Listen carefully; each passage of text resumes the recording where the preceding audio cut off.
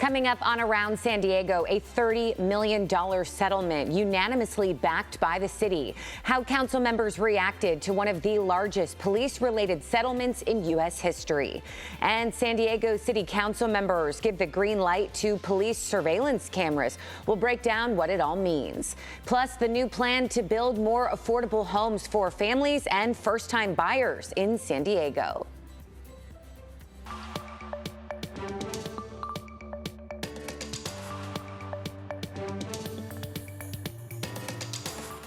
Hello and welcome to you. Happy holidays. Thank you so much for joining us as we take you around San Diego.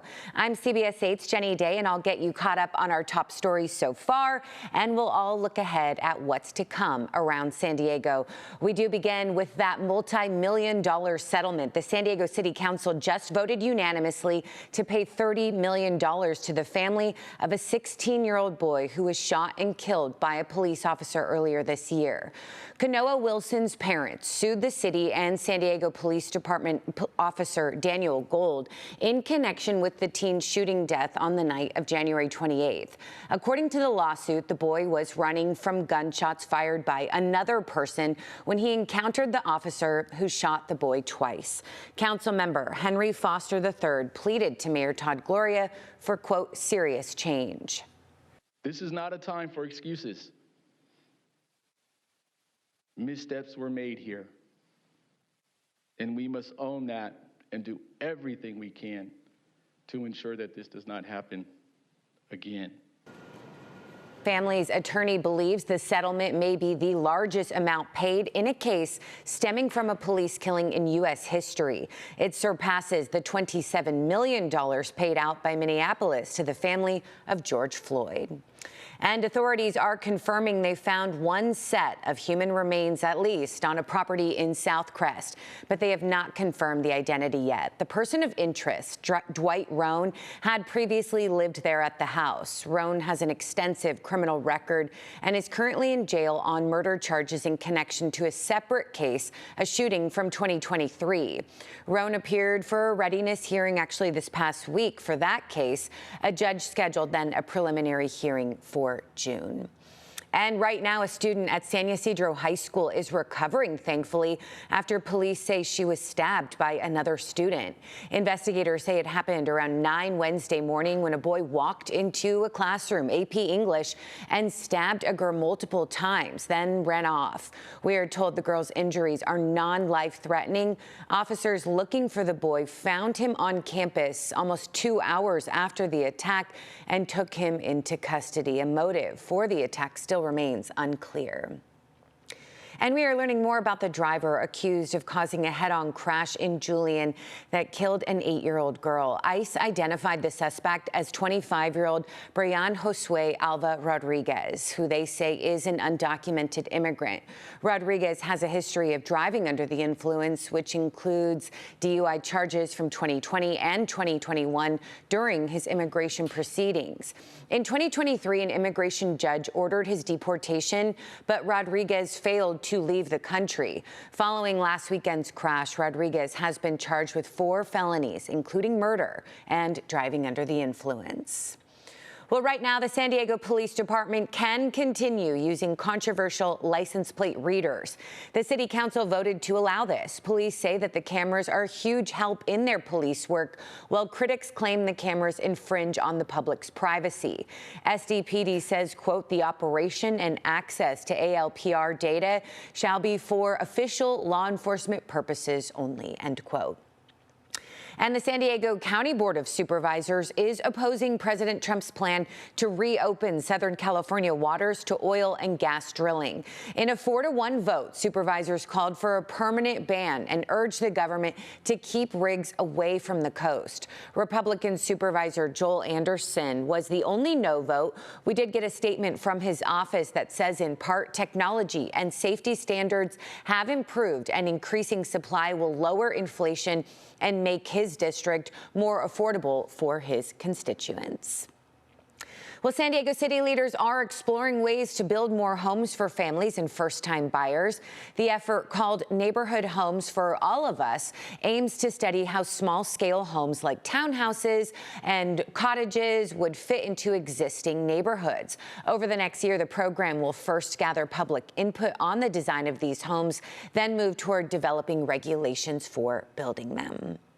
All right, well, still ahead, a local couple says they got a fake parking ticket in the East Village, and it's all caught on camera how police are responding. Plus, a disturbing find at a North County mall where a shopper says they found a hidden camera.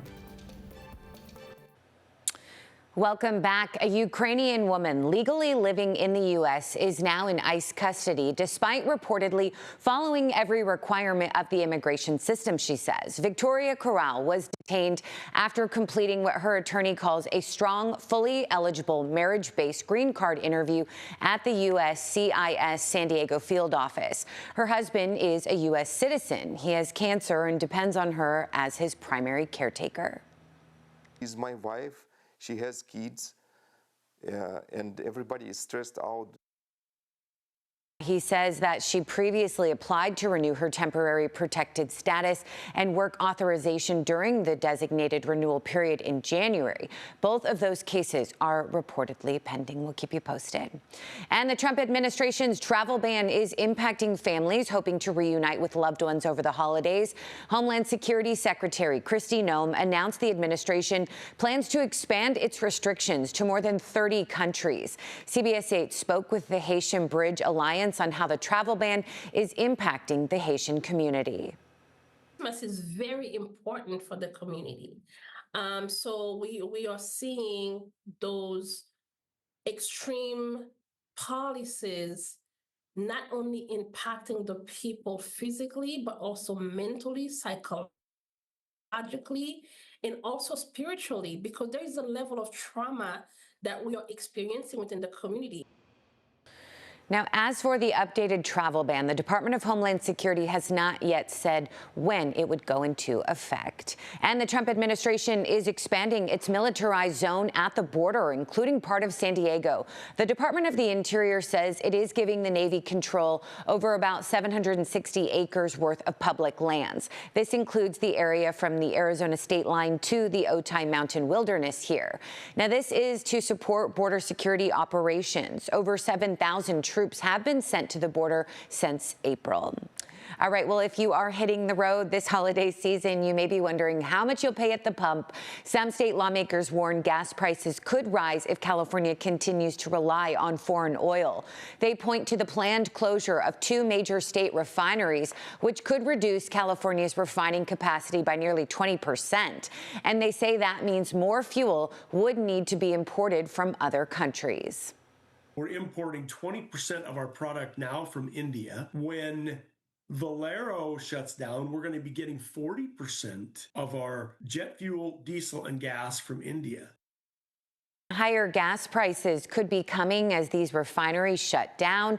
Lawmakers also say many military bases in California rely on oil from these facilities, and relying more on foreign sources could pose a national security risk, they say. And right now, police are investigating after a camera was found in a bathroom at the Shops at Carlsbad. It was found under a diaper dispenser in a public unisex restroom on the 2nd floor.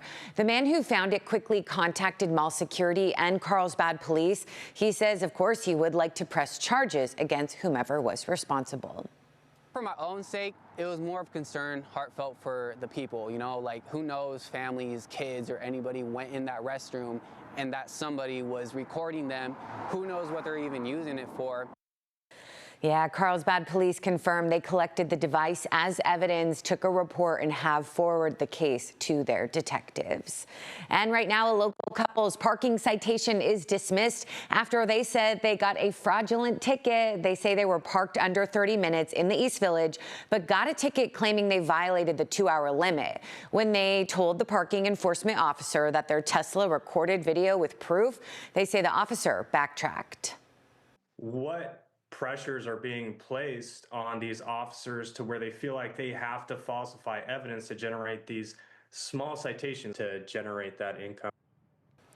Yeah, police say parking enforcement officers do not have a daily quota, and there's now an internal investigation. If you think you have received a citation in error, you can appeal online. And 'tis the season, unfortunately, for porch pirates stealing holiday gifts right after they are delivered. Frustrated victims have been posting revenge videos online, but a warning from legal experts that could actually, of course, get you in trouble then. CBS 8's Steve Price talked with an attorney who explains why it's a bad idea, and officers share some tips to help keep your deliveries safe. It's the holiday season, time for packages to be delivered, but that also makes it the season for porch pirates, which is why videos like these are trending right now on social media. Porch pirate revenge boxes that explode. And while these may be AI generated and fake, they are giving people a lot of ideas, and that has attorneys concerned because they say you really shouldn't do this. This is in no way acceptable response to porch piracy. Attorney Gretchen Von Helms agrees it's frustrating. Packages stolen, this one as the delivery driver is still at the door. You just took your package. But she says retaliating against these thieves could rob you of your freedom. Is this the right way to deal with that frustration? Absolutely not. Von Helm says you could face serious criminal charges for putting out a box with the intent to harm someone. If they got blinded by this, or something flew in their eye, or say you used an explosive and it killed them, then you would be eligible for serving jail time for a crime. And injuries could lead to a civil lawsuit too, costing you big bucks. There was a case where the robber got on the house and fell through the house and sued the homeowners for having an unsafe roof. And collected. According to Safewise, a home safety research company, 104 million packages were stolen off porches in the past year, totaling about $15 billion in merchandise. And it ramps up around the holidays, which is why experts offer the following tips. Schedule deliveries for when people are home, require a signature at drop-off, or have packages delivered to a pickup location. San Diego police also have another suggestion. If you know a package has been delivered and you're not home, reach out to a neighbor. If you have a neighbor that's willing to help you out, and you could text them or call them and say, hey, I had a package arrive. Would you mind getting that package for me and then keep it until I get home? If you just can't help yourself, Von Helm says you could do what this porch pirate victim does. Fill boxes with cigarette butts, fast food wrappers, and used kitty litter, which may not have the impact of an exploding box, but will definitely still get your point across. Steve, thank you. Yes, let's just all be better. Still ahead, we share how to save some money as paid parking does come to Balboa Park. That's next in an On the Move report.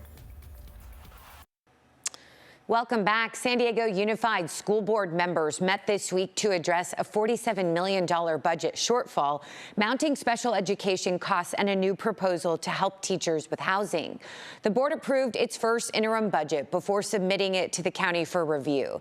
The district will revise the budget again early next year before its final deadline of June 30th.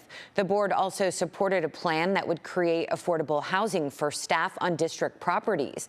They voted to interview a company for one of the housing plan sites. The other 4 sites will be discussed at a workshop next month. Students are worth fighting for. Yeah, South Bay teachers are preparing for a possible strike. They rallied ahead of the South Bay Union School District's meeting to pressure the district to agree to a new contract. The Southwest Teachers Association says the district will not reduce special education class sizes and won't raise wages to meet the higher cost of living. The district says they have made proposals to address all of that, but says what the union is asking for would hurt students and ignore fiscal realities. A union member told us if they decide to strike, it likely wouldn't happen until the end of January or early sometime in 2026. And right now, 200 South Bay residents are breathing a little easier. The County Air Pollution Control District distributed air purifiers this week. This comes as the South Bay continues to deal with foul odors from the ongoing sewage crisis. County Supervisor Paloma Aguirre says she expects federal money to improve the International Wastewater Treatment Plant. For now, the purifiers are a short-term relief. These filters are not the solution, But if it were your mom or your grandma living in this affected area, you sure as heck would want her to have an air filter while we figure everything else out. It's not enough. Where's all the tough sanctions on the source, Mexico? Where's all the pressure to get Mexico to stop the poo? Now, if you live in the South Bay and need an air purifier, you can apply on the County Air Pollution Control District's website. Well, a USD grad student has won the grand prize in a competition for designing hairbands made from pineapple leaves. Sage Doby is one of the co-founders of Pina Designs, one of 16 teams that were competing for the $15,000 scholarship at USD's Fowler Business Concept Challenge. Now, 15 million hair ties are tossed daily in the U.S. Now, these are the world's first biodegradable, plastic-free hair ties. Good stuff. We wanted to create a product where it helped women have healthier hair, but then when they lost that hair tie, as one does, it didn't leave a negative impact on the planet. Yeah, 3-pack sells for $14.99 online. Well, we have been telling you for weeks now, paid parking is coming to Balboa Park, but there are still ways that you can save some money. It involves using the park's free tram service. CBS 8's traffic reporter Vanessa Paz breaks down what you need to know in this On the Move report. There's no way around it. Starting in early January, paid parking is coming to San Diego's beloved Balboa Park. But here's the good news. Along with paid parking, the city is expanding its free tram service. Right now, trams run every 10 to 15 minutes from 9 a.m. to 8 p.m. with shorter hours in the fall and winter. But starting January 5th, the same day paid parking starts, the tram will operate every day from 8 a.m. to 8 p.m. year-round. Now, my photographer Julio and I, both San Diego natives, realized we'd never actually ridden the tram, so we hopped on to check it out. Hey, youngsters, come on in. We boarded at the pickup site in the Inspiration Point parking lot. Leslie Branscombe with the city said parking at this lot will remain free for the first 3 hours. After that, it's $5 a day for residents and $10 for non-residents. And it's one of the cheapest ways to explore the park and avoid the new parking fees. Now on the tram, our driver doubled as a tour guide. Now looking to the left over there, you're going to see the El Cortez Hotel, 11 o'clock. As we cross Park Boulevard into the heart of Balboa Park, Will, our driver, pointed out the landmarks and shared pieces of history along the way. Trail clearly now. The tram has a total of 5 stops from President's Way into Plaza de Panama, where most passengers got off. If you're getting off here, make sure you got everything and watch your step. The city also confirmed starting January 5th, park staff and volunteers can request free on-demand van pickups in the early mornings and late evenings. 10 for leaving Plaza. The whole loop took less than 30 minutes, made even better thanks to Will, who's driven for Ace Parking for 2 years now. 10 for leaving Federal. Good stuff, Vanessa. Thank you. Hey, well, still ahead, the San Diego Zoo Wildlife Alliance is marking a major milestone with its frozen zoo. We'll take you inside as for the first time ever, they're adding an insect to their catalog. Well, as wildlife populations decline around the world, the San Diego Zoo is working to safeguard genetic diversity. They are celebrating 50 years of their frozen zoo, the largest collection of living cells in the world, just as they add their first insect into the collection. We are taking you inside in this Earth 8 report. A huge win for wildlife, the San Diego Zoo Wildlife Alliance has added its first ever insect to their frozen zoo. There, over 11,000 cell lines representing more than 1,300 species live under cryopreservation, and they're getting a new addition. Obviously, no one's ever froze a Lord Howe Island stick insect or any stick insect for that matter. And so we use model species most of the time. So a lot of people have worked with butterflies and bees. The Lord Howe Island stick insect species was thought to be extinct back in the 1930s. That is until hikers found a tiny group living on one shrub on a remote volcanic island. They were saying that they'd seen this insect, and everyone's like, yeah, right. That sounds crazy. But then there were a couple of photographs that were taken. So Finally, in 2001, the Department of Environment in Australia decided to go and take a look. And it was true. The species was indeed still alive. After some of the insects had died of old age, their reproductive cells were preserved. Now at 320 degrees below zero, the frozen zoo is giving this species an extra layer of protection. I was able to isolate the sperm in my lab, and then I noticed right away that the sperm was still motile, which is a great sign. And so that's why I decided to freeze the motile sperm. You can think of it as genetic insurance, with sperm and other reproductive material living in the zoo that could be used for reproduction to help the genetic population of an endangered species in the event of a population decline. It could even one day help bring extinct animals back to life. It's really important to have this backup system of the frozen zoo so that we're not only including all of the taxonomic groups, but we have options if things go south. And this all happens as the frozen zoo turns 50. The zoo recently also cryopreserved its first plant contributions, expanding the collection's impact across kingdoms. That was Evan Narani there reporting. Just incredible.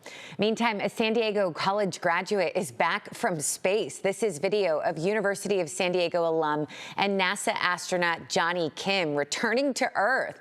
He and 2 Russian cosmonauts left the International Space Station and landed in Kazakhstan. NASA says Kim's 8-month science mission will benefit life on Earth and future space exploration. So brave.